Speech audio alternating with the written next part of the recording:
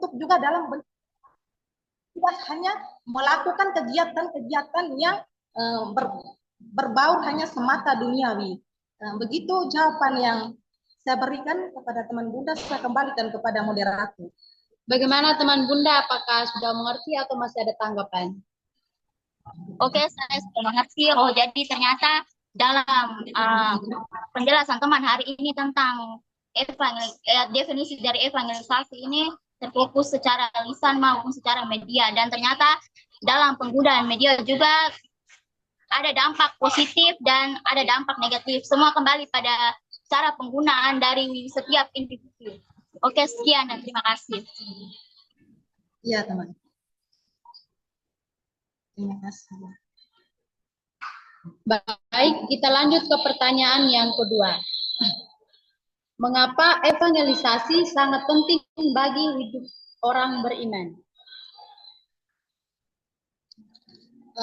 Terima kasih moderator atas pertanyaannya. Tadi saya sudah tegaskan bahwa evangelisasi itu sangat penting bagi hidup kita, karena kita itu merupakan kesaksian murid. Seperti Yesus memberikan tugas perutusan kepada muridnya, dan mereka menyebarkan berita atau membawa kabar ke seluruh dunia. Nah, kita juga demikian, teman-teman. Kita ini harus memberikan kesaksian, apalagi di era zaman digital ini kebanyakan orang tidak menyukai hal-hal seperti itu. Kita hanya melakukan pewartaannya itu hanya sebatas semata dunia saja yang tadi saya katakan. Jadi evangelisasi ini sangat penting bagi kita untuk memberikan pewartaan dan kesaksian. Jadi kita menindaklanjuti dari tugas perutusan Yesus. Bagaimana teman-teman, apakah sudah mengerti atau masih ada pertanyaan atau sanggahan?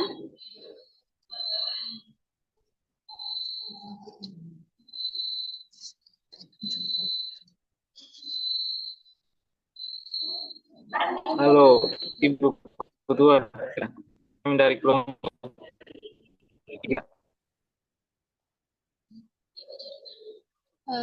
Minta maaf teman, jaringan jadi suaranya tidak jelas, teman. Ibu moderator, kami dari kelompok Maaf teman Gusto, suaranya putus-putus di sini. Kami dari kelompok 3 menanggapi pernyataan yang disampaikan oleh pemateri.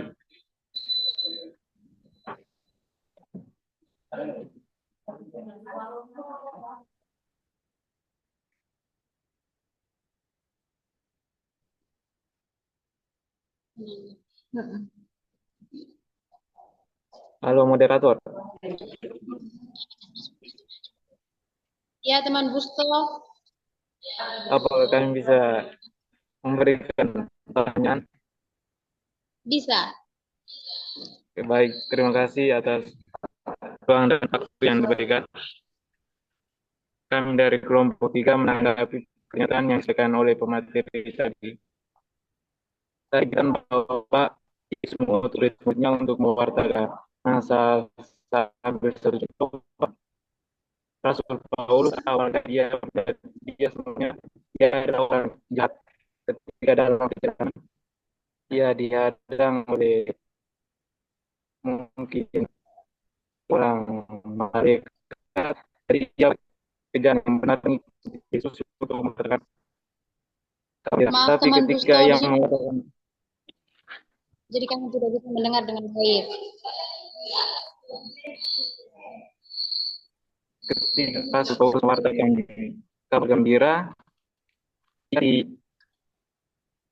dia dibunuh oleh orang-orang yang tidak menerima kekuatan tersebut. Jadi pertanyaan kami, bagaimana sikap seorang pewarta dalam menjalankan pewartaan, dan apa risiko yang diterima oleh pewarta ketika menghadapi tantangan seperti oleh Rasul Paulus? Bisa ulangi pertanyaannya?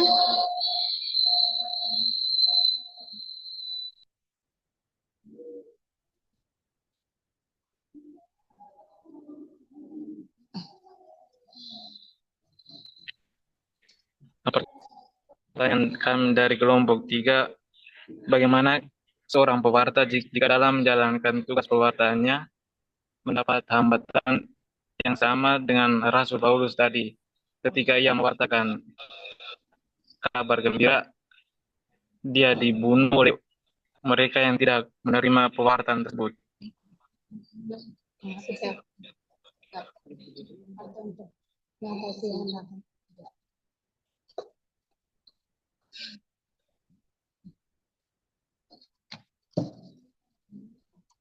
Jadi pertanyaan teman Busto, bagaimana seorang pewarta menjalankan tugas dan dalam menjalankan tugas ada hambatan, dan bagaimana sikap seorang pewarta dalam mengatasi hambatan tersebut.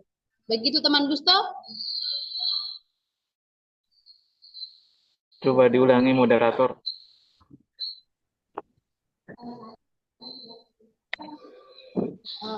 Oke, baik.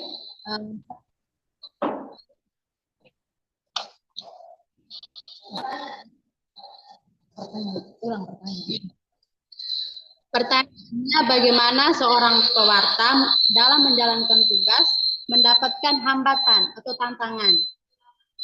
Lalu bagaimana sikap pewarta dalam mengatasi hambatan tersebut? Benar, moderator.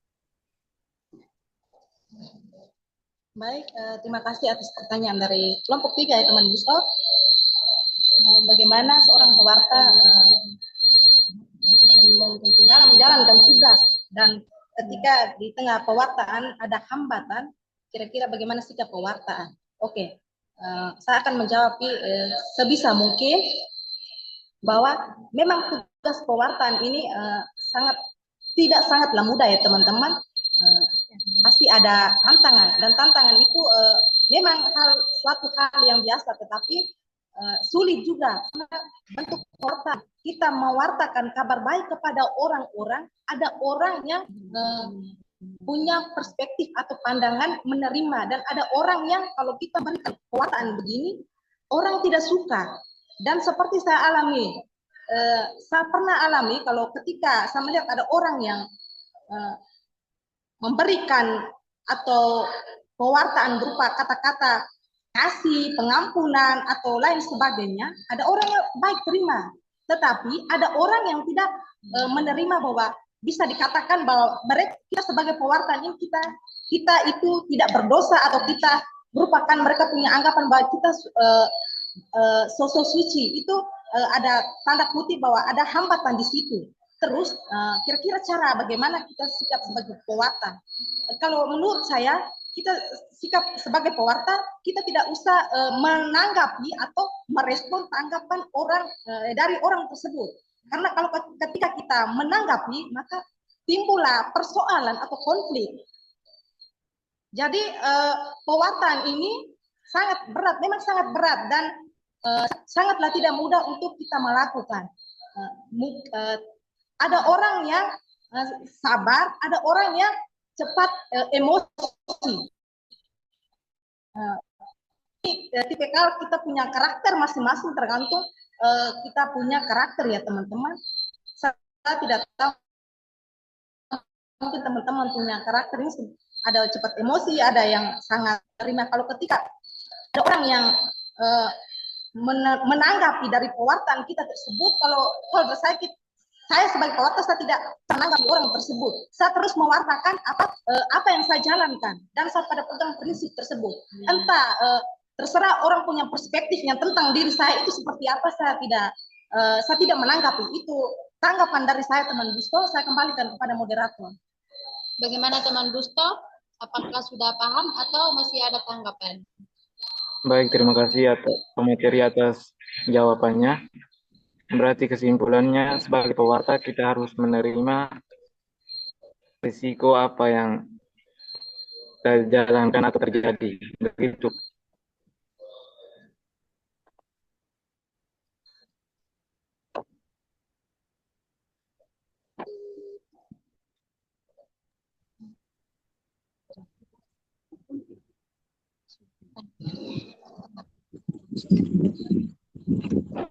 Bagaimana Ibu Moderator? Berarti kesimpulannya kita sebagai pewarta harus menerima setiap konsekuensi yang dijalankan. Apakah begitu?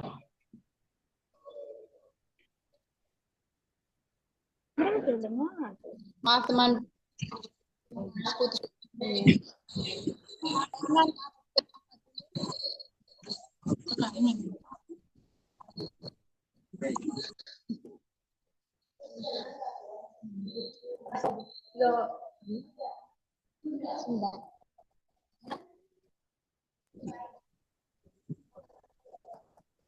Baik, terima kasih atas tanggapan teman Busto.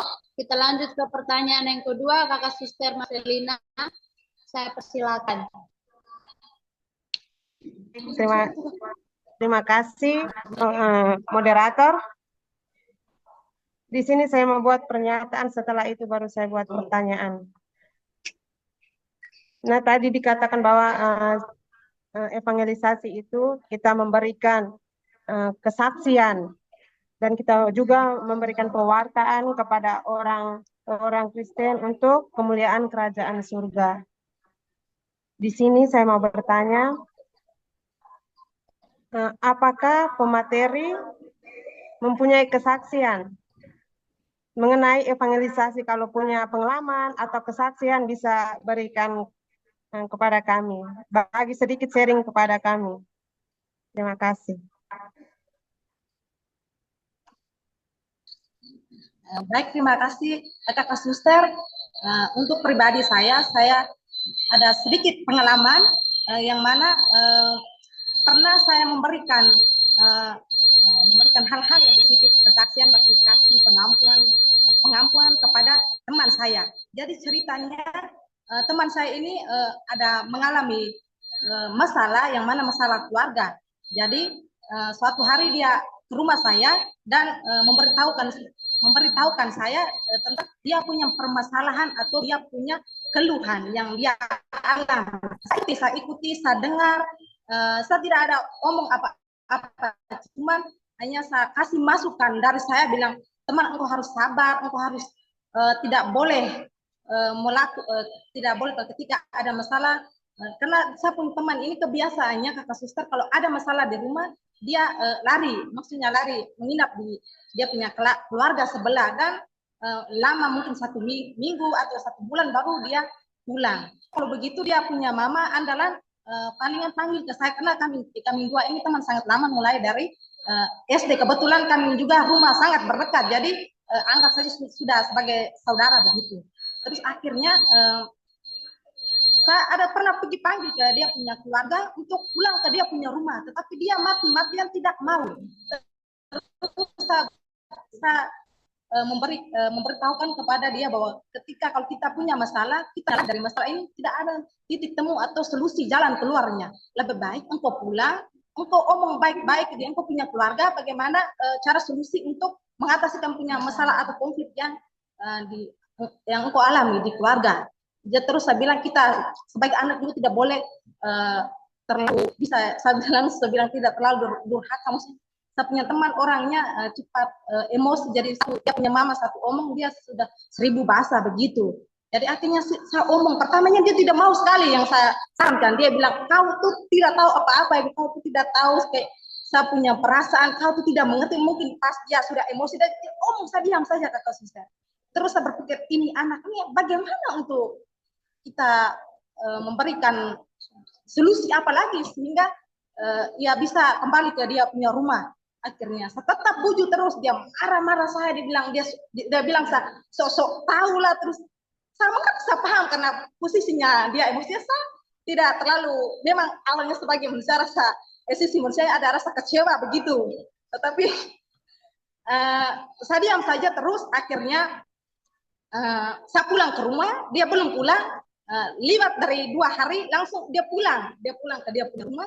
Dia omong minta maaf di dia punya mama dengan bapak. Baru hari berikutnya dia datang ke saya ke rumah, dia bilang, Ebi, engkau omong itu benar juga ternyata. Terus dia sementara omong, tapi dia sementara nangis ke Suster. Akhirnya saya diam dan saya bilang, kalau kadang juga kita punya perspektif dengan orang tua, tidak selamanya cocok.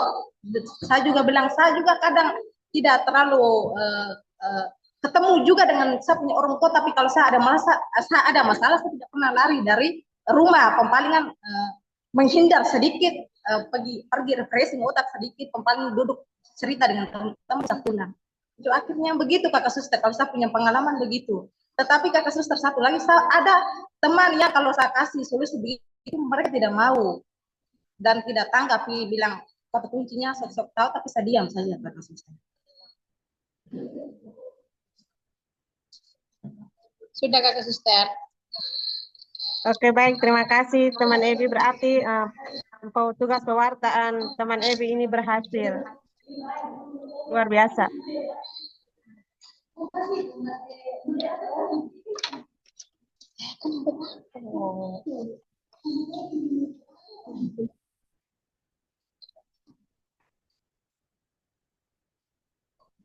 Sudah dulu. Terus ya. Jadi untuk sedikit pertanyaan jawabnya satu kembali bertanya.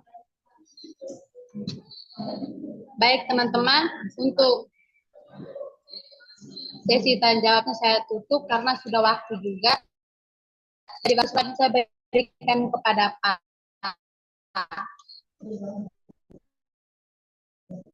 Terima kasih.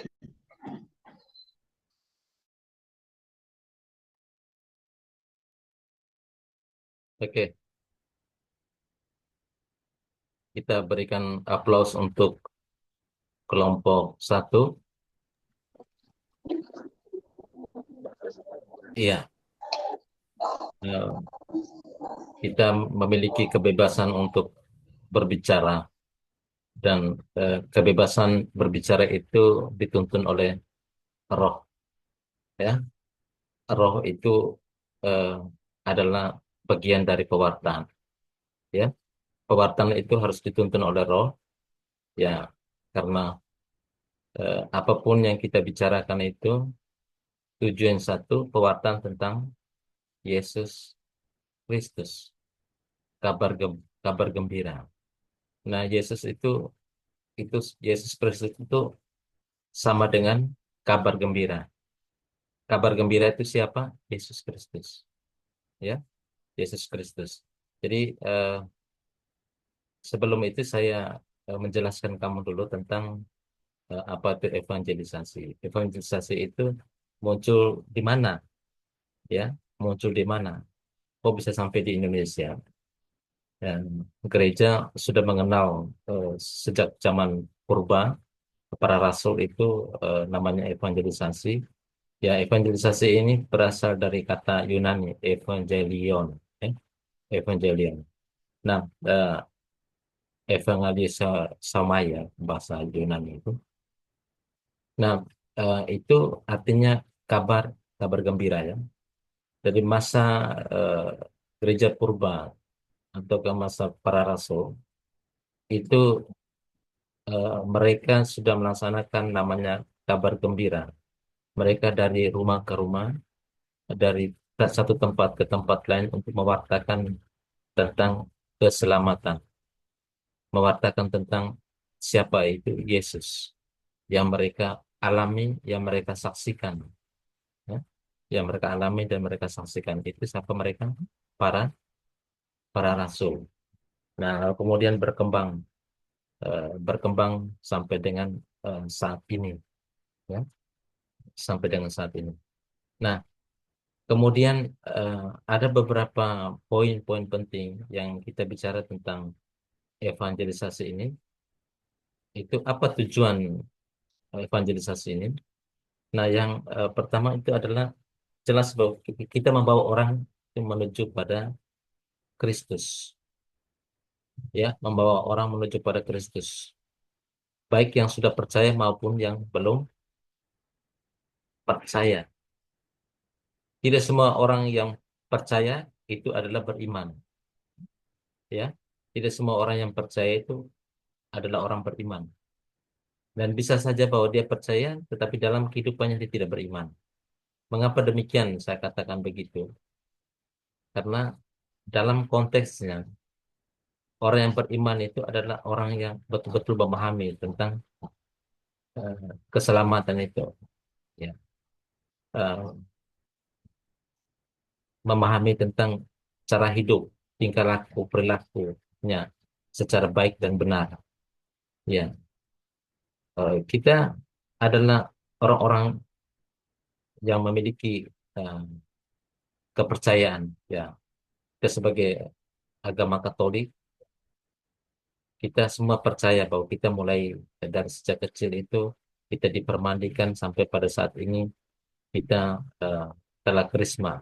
Ada yang sudah menikah ya, menerima sakramen. Tetapi apakah kita beriman atau tidak? Dan tidak semua orang bisa melakukan itu. Nah, tidak semua. Kita hanya sebatas pada KTP, kartu tanda penduduk bahwa kita ini adalah agama Katolik. Kita suka menceritakan nama-nama orang, suka menjelekkan nama orang. Apakah itu kita beriman? Itu kan tidak. Walaupun kita percaya bahwa Yesus itu adalah juru selamat. Ya, makanya salah satu tujuan dari evangelisme membawa orang pada Kristus yang percaya ataupun yang belum percaya, ya. Yang belum percaya dan ada dan eh, yang sudah percaya. Yang kedua itu adalah eh, kita membangun sebuah komunitas orang-orang yang percaya, membangun sesuatu sesuatu komunitas yang kita sebut dengan komunitas KBG, komunitas basis gerejawi. Kalau di tempat lain saya tidak tahu apa namanya, tetapi kita membangun sebuah komunitas ya, orang-orang yang percaya. Nah, yang paling kecil kita bangun komunitas itu adalah apa? Keluarga. Evangelisasi itu berangkat dari dalam keluarga, bukan di dalam kehidupan bermasyarakat pertamanya. Tolong. Tetapi yang pertama itu adalah di dalam keluarga. Mengapa orang tidak berhasil mendidik anak-anaknya? Mengapa anak-anak itu gagal? Karena evangelisasi itu tidak dijalankan secara baik di dalam keluarga. Bahkan tidak ada. Nah, ini menjadikan sebuah masalah. Mengapa orang gagal? Kok orang tuanya itu memiliki pendidikan yang bagus? Kok orang tuanya itu punya pendapatan yang bagus? Ya, orang tuanya itu artinya orang dipandang baik. Ya, tetapi kenapa gagal dalam keluarga? Kenapa anak-anak itu gagal? Anak-anak itu kan sebagai cerminan. Jadi evangelisasi itu harus berangkat dari apa? Dari dalam keluarga. Membangun sebuah komunitas dari dalam keluarga. Ya. Kita boleh bicara di depan banyak orang, tetapi komunitas kecil yang kita bangun dalam keluarga itu gagal, maka Anda tak gagal total. Gagal total. Maka tugas kamu itu adalah menjadilah bapak yang baik dan menjadilah ibu yang baik untuk keluargamu. Sekian. Nah, itu adalah pewartaan. Pewartaan yang pertama harus tercermin ke dalam diri kamu. Ya, itu. Yang kedua itu adalah komunitas basis tadi yang disebut. Di Flores Timur disebut dengan KBG. Mungkin di tempat lain di END saya tidak tahu namanya apa. KUB eh, atau di tempat lain kita tidak tahu. Komunitas basis tempat lain saya tidak tahu. Yang penting bahwa ada sebuah komunitas komunitas orang-orang yang di sekitar kita kita bangun, ya, supaya ciptalah sesuatu yang kita saling percaya, saling menolong satu dengan yang lain. Nah, untuk apa? Ya, untuk apa kita membangun sebuah kepribadian kita? Ya, apa yang menjadi pengalaman iman kita itu kita bisa bagikan kepada yang lain. Pengalaman dalam keluarga, pengalaman dalam lingkungan kita tempat lain itu kita bagikan dalam komunitas itu. Itu maksudnya. Tetapi menjadi sebuah ironisnya adalah ketika orang menceritakan tentang sebuah pengalaman iman di dalam sebuah komunitas basis, ini menjadi sebuah tantangan. Orang orang melihat bahwa ini sepertinya orang membuka aib. Betul kan? Orang tidak melihat sebuah konteks dari pengalaman iman, tetapi orang melihat sebagai bentuk eh, menceritakan tentang kejelekannya, kekurangan. Nah, itu menjadikan sebuah pegangan untuk orang tahu bahwa oh dia ini padahal seperti itu. Ini sebuah kelemahan dalam gereja, kelemahan kita sebagai umat beriman. Eh, Katekese membagi pengalaman iman itu orang kenapa tidak mau membagi karena persoalan itu. Orang tidak memahami dalam sebuah konteks, tidak memahami pengalaman ya hidupnya. Dan dilihat dari sisi negatif. Nah, seperti siapa yang tadi itu dia ceritakan tentang pengalamannya, terus tanya tentang pengalamannya. Siapa namanya? Saya lupa namanya. Nama Ebi, Pak. Ebi itu kan. Gitu kan. Itu kan menceritakan tentang pengalamannya. Itu kan menarik. Itu artinya bahwa pengalaman-pengalaman iman itu yang diceritakan dalam sebuah komunitas. Nah, komunitas apa? Komunitas kampus, komunitas semester 5, semester 6. Kan menarik, Pak. Nah, itu kabar gembira yang disampaikan melalui sebuah pengalaman-pengalamannya disampaikan kepada teman-teman. Itu kan luar biasa sekali, sangat luar biasa. Nah, nah inilah yang kemudian orang akan mengembangkan kepribadiannya. Dia lihat pengalaman itu orang kembangkan kepribadian. Siapa yang mengembangkan kepribadiannya? Kita sendiri. Dia dari pengalaman iman itu, bukan orang lain. Nah, bukan orang lain. Dengar dan resapi jalani, bukan orang lain. Gitu. Eh, ya, bagaimana? Setuju atau tidak? Setuju, Pak. Setuju, Iya, Bapak. setuju. Setuju. Pewartaan itu, pewartaan itu harus mulai dari dalam diri, harus mulai dari dalam keluarga. Jika itu terpatri, maka menarik ketika kita melaksanakan pewartaan lebih luas. Nah, nah, pewartaan itu dengan perilaku, cara hidup kita. Nah, itu. Lalu berikutnya apa? Pewartaan itu juga melalui sebuah keterampilan kita yang kita miliki, yang kita sudah bangun di dalam keluarga, yang kita eh, bisa berikan kepada orang lain. Apa saja keterampilan-keterampilan kita? Ya, main musik, bernyanyi dengan baik, ya, organis itu kan yang bagus, musik yang bagus, dan itu salah satu bentuk pewartaan kita. Orang suka dengan sesuatu karena sesuatu itu ada. Ada itu adalah apa? Musik. Orgas, oh dia main bagus kali. Siapa namanya yang bermain main bagus itu? Oh, Suster, Suster Masalina. Oh, dia main musik bagus sekali, sangat luar biasa. Orang simpatik, tergerak, rasa cintanya. Itu. Jadi ini sebagai bentuk evangelisasi. Orang cinta air luar biasa. Saya senang ke Suster. Ke Suster itu luar biasa, dia punya keterampilan bermain musik yang luar biasa. Ya, jadi mulailah dari dalam diri kita, ya, dalam diri kita, dalam keluarga, dalam komunitas. Heeh. Busto pun demikian bersama. Busto, kalau engkau mau jadi orang yang hebat, maka sederhana, sangat sederhana. Apa? Bangun adalah keterampilanmu, ya. Perkuatlah keterampilanmu, skillmu, maka engkau juga bisa diterima di masyarakat. Lalu jagalah perilakumu. Jagalah apa? Perilaku. Pewartaan itu gitu, punya keterampilan, tata laku kamu, cara hidup kamu, ya. Ya itu dibangun dari mana? Dari dalam keluarga, dalam komunitas kecil. Itu aman. Engkau kemana-mana itu aman. Ya.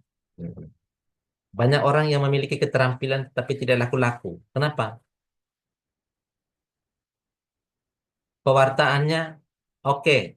Banyak orang memiliki keterampilan tapi tidak laku-laku. Kenapa? Hah? Karena perilakunya yang jelek. Begitu. Ada orang yang eh, tidak memiliki keterampilan tetapi perilakunya baik. Dia bisa merangkul orang. Itu sesuatu yang luar biasa. Jadi ini kembali kepada orang punya karisma, ya. Maka kenali dirimu sendiri, kenali apa yang ada dalam dirimu dan kembangkan yang ada. Begitu. Siapa di sini yang orang tuanya sudah meninggal?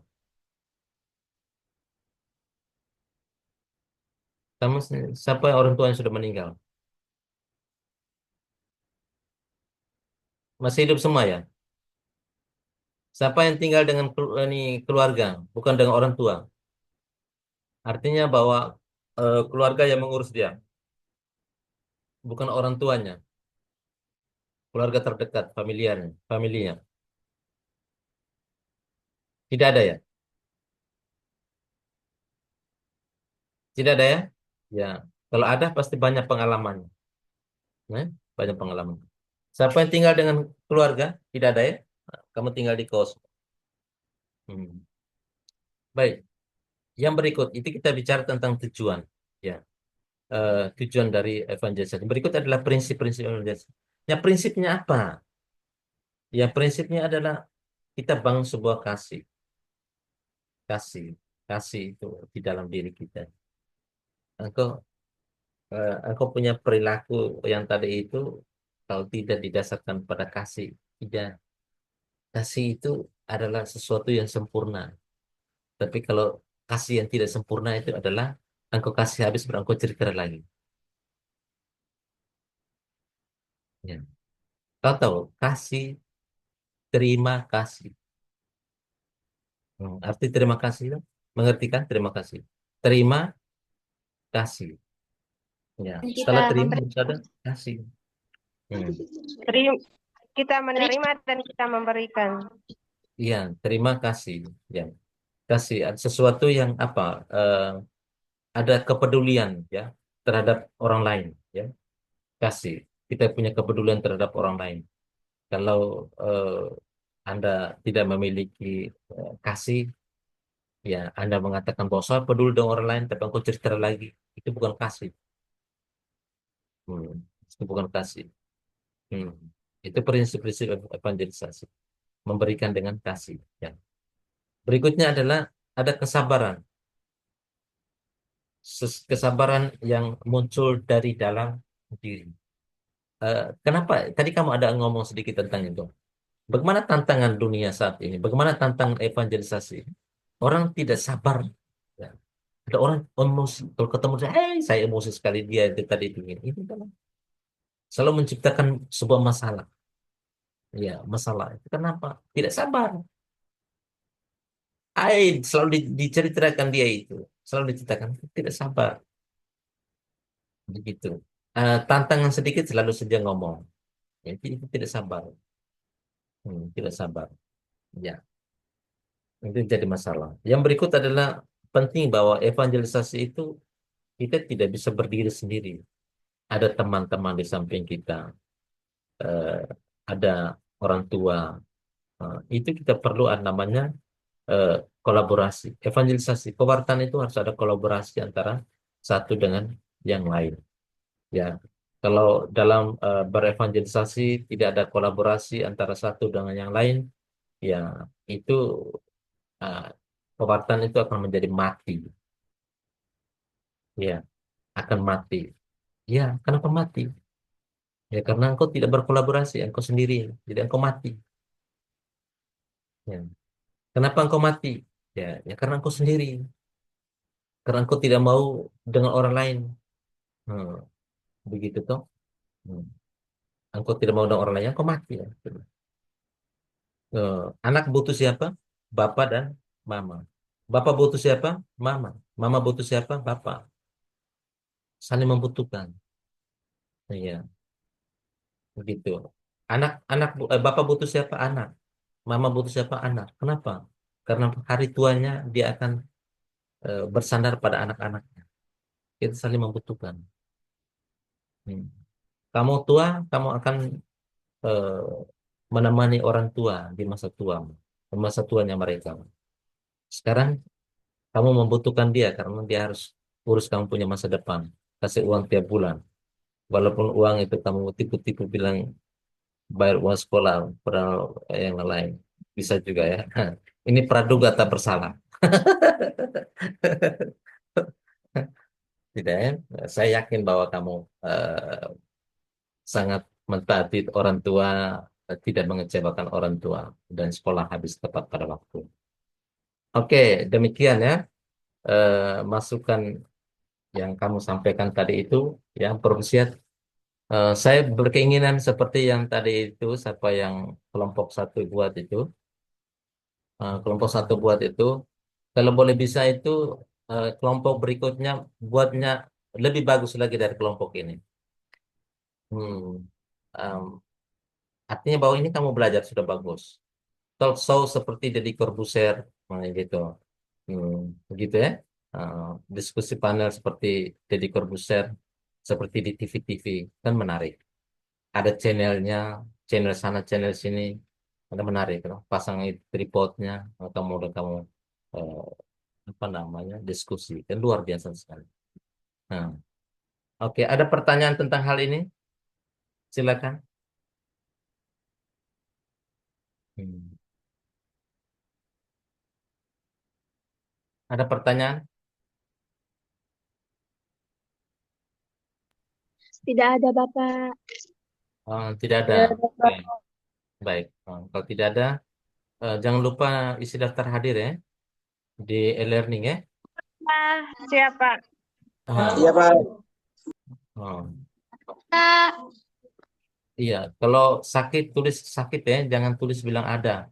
Lalu perhatikan baik-baik laki-laki jenis kelamin tuh, jangan jangan asal-asal isi. Nanti kamu bilang kamu perempuan tapi isi laki-laki, kan gitu bang. Saya lihat Beda di jenis. situ. Hmm, begitu. Oke, semangat. Minggu berikut siapa? Kelompok 3. No, Kelompok 2, Pak. Pak. Kelompok 2. Lalu saya sarankan jangan dulu di apa ya di dekat itu sekretariat itu tidak boleh, itu mengganggu. Eh? Kamu duduk dalam kelas atau di perpustakaan, jangan duduk di apa namanya dekat itu sekretariat itu di pangkalan data, itu di dekat bendara itu tidak boleh. Kamu duduk situ itu mengganggu yang lain itu, kan tidak nyaman toh. Kan tidak nyaman. Hmm, begitu. Oke, di perpustakaan boleh. Atau di luar perpustakaan itu ada tempat meja belajar itu, kamu duduk di situ. Seperti itu. Oke, sampai di sini. Nanti kita ketemu lagi minggu depan. Nanti saya akan kirimkan hasil diskusi kamu hari ini.